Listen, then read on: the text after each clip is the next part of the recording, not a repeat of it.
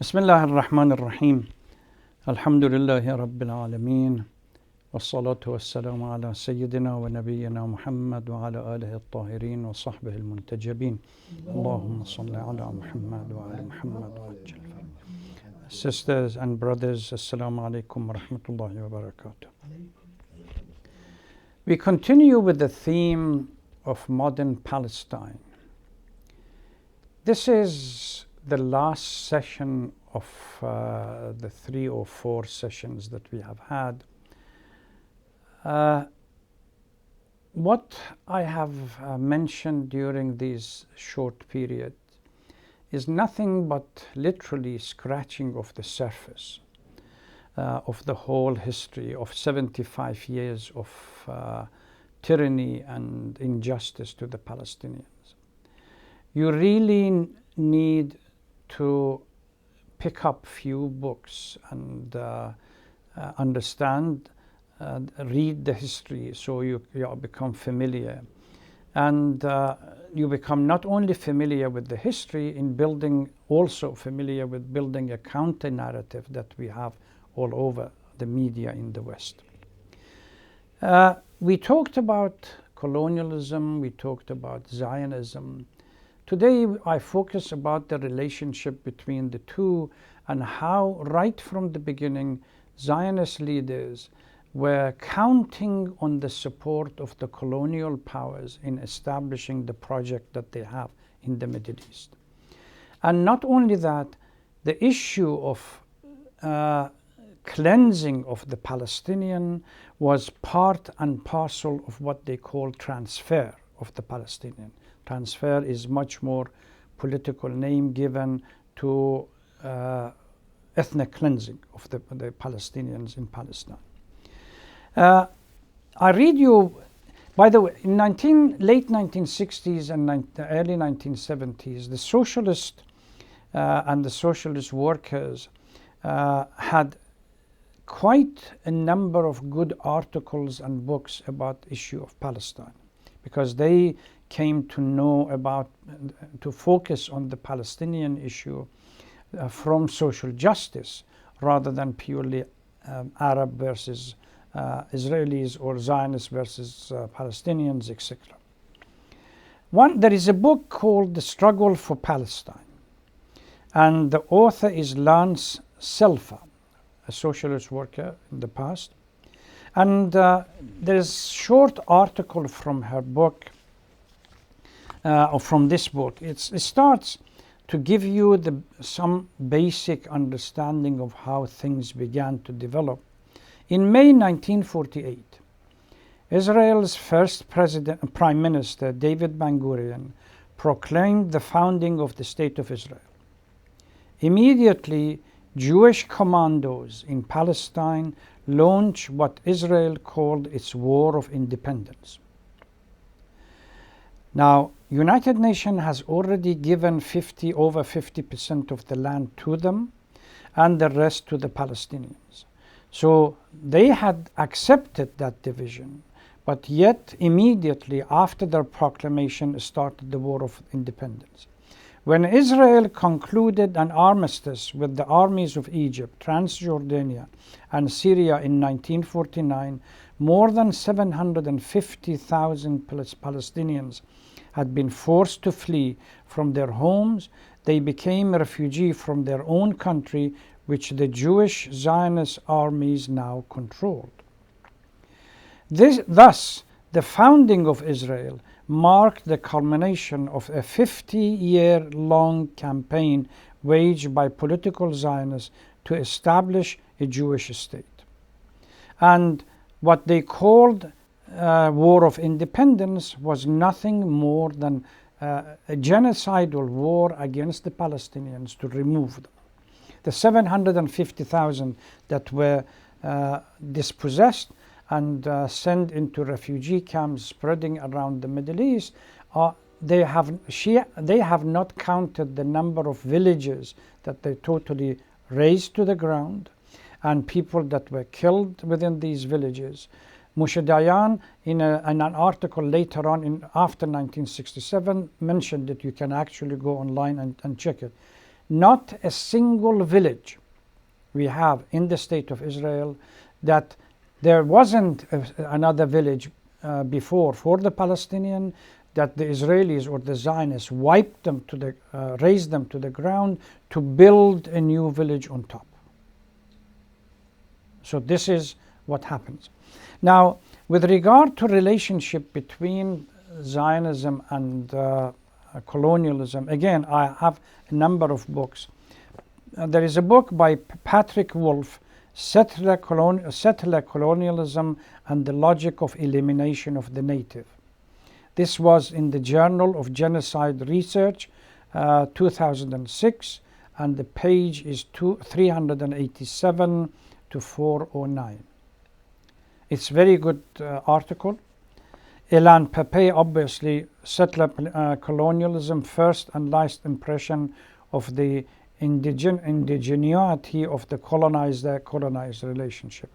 This was in Settler Colonial Studies, 2012, pages 39 to 58.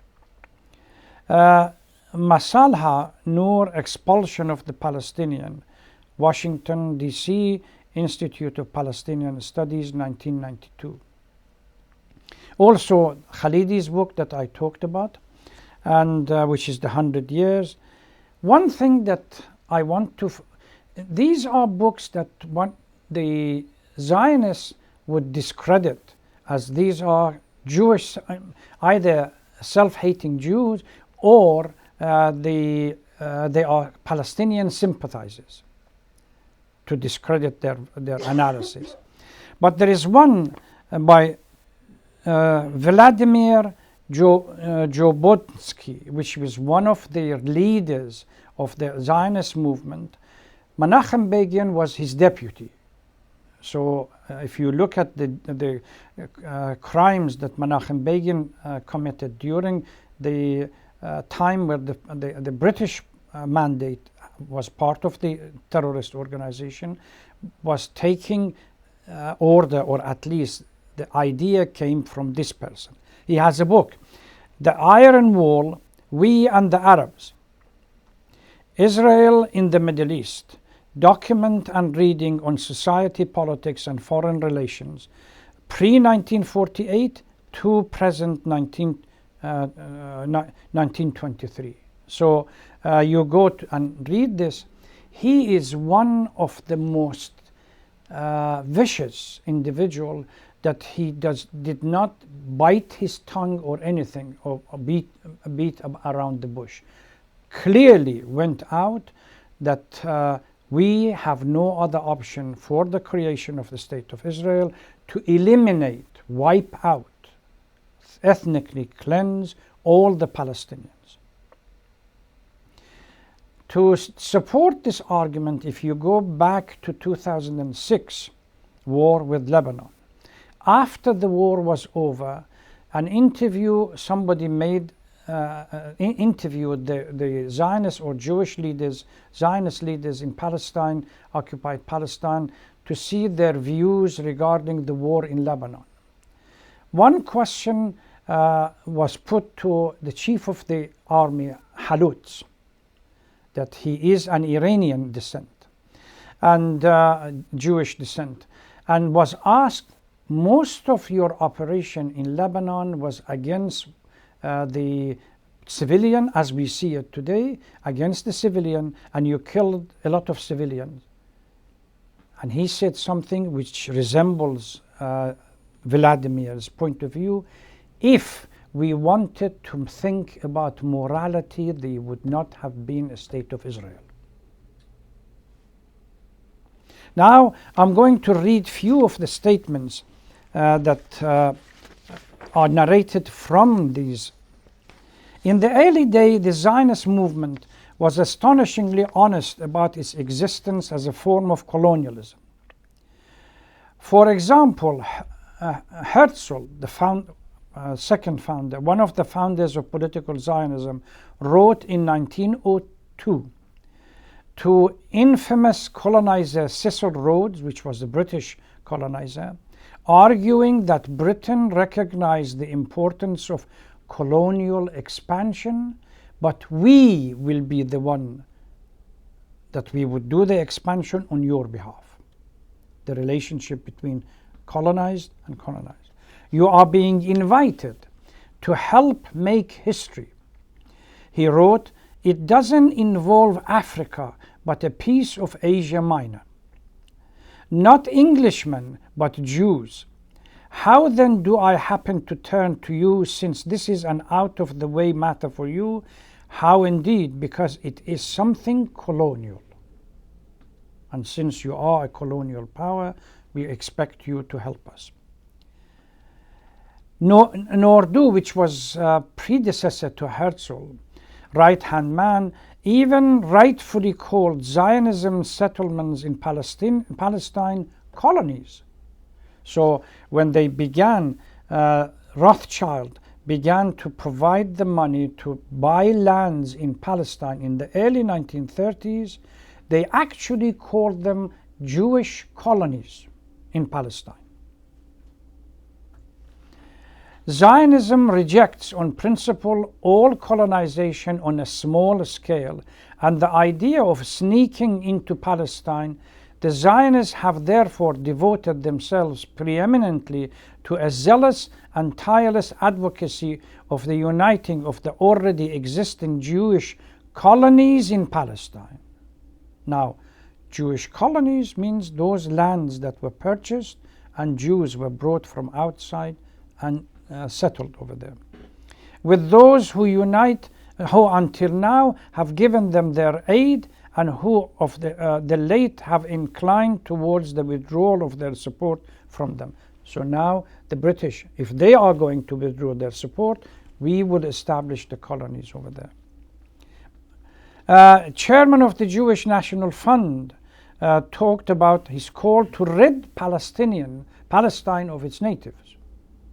Ethnic cleansing.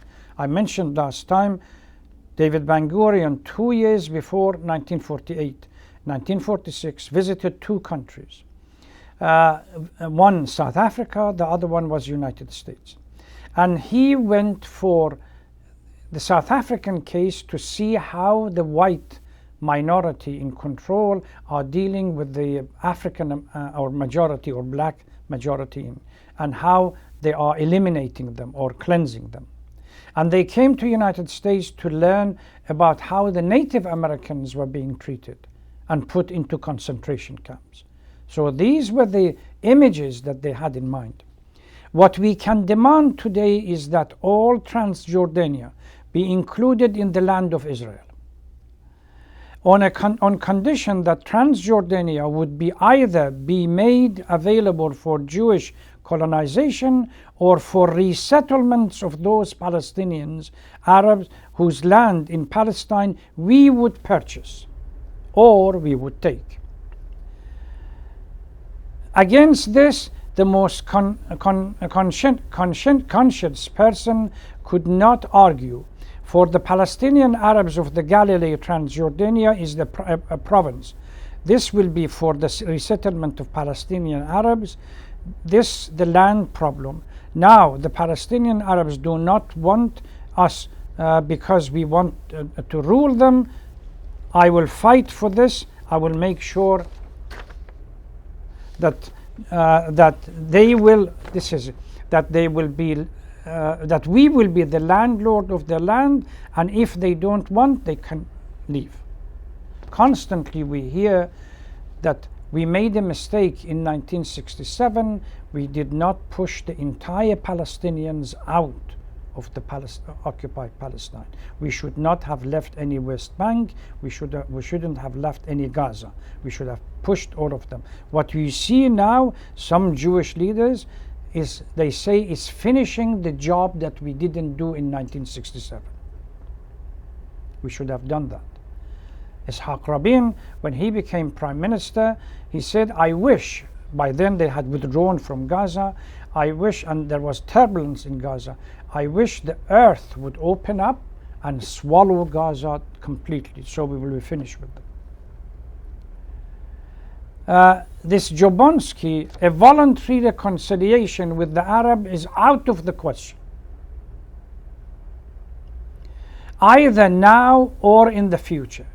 If you wish to colonize a land in which people are already living, an admission that there are Palestinians, so the fictitious notion of land without people, for people without land, was nothing but a narrative that was constructed.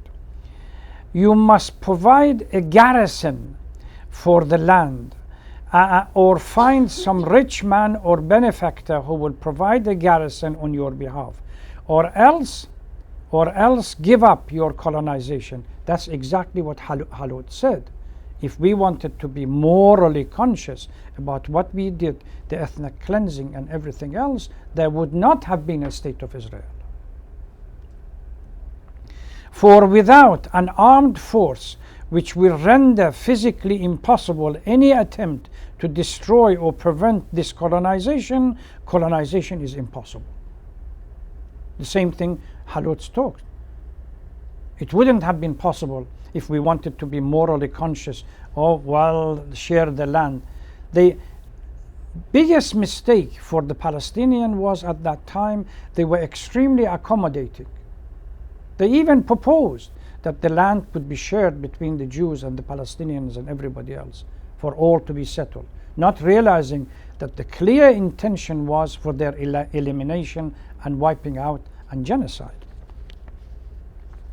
There are a number of writings that talks about Zionism is a colonization adventure and project. The first Zionist bank that was established was named the Jewish Colonial Trust, which was supported by Rothschild and other rich, wealthy families. Was supported by the Palestinian Jewish Colonization Association. All, if you go back to 1930s, this notion of colonization, relationship with the colonizer, with the British, the Balfour Agreement, and so on, all are relationship between colonizer and another settler colonialism that they would they ask for help from the British government. Yeah, these are few of the things that I wanted to mention, and naturally as we go about talking, I would, inshallah, not the week next week, the week after, I would like to focus on so far on broad project, Zionist project in the Middle East and their intent and the so-called immoral principle that this project rests on it. We talked about it briefly. Then I'm going to take the issue of what we call axis of resistance in the Middle East, which includes the formation of Hezbollah and how it came to exist, and Amal, and also Hamas and other resistant movement in the Palestinian field. Please, as I said, spend some time and read these books. Extremely useful for you to go and read them. Pepe has 1 hour or so video that you can go and watch it. At least if you don't want to read any book, his video is extremely useful. Thank you very much. Wassalamu alaikum wa rahmatullahi wa barakatuh.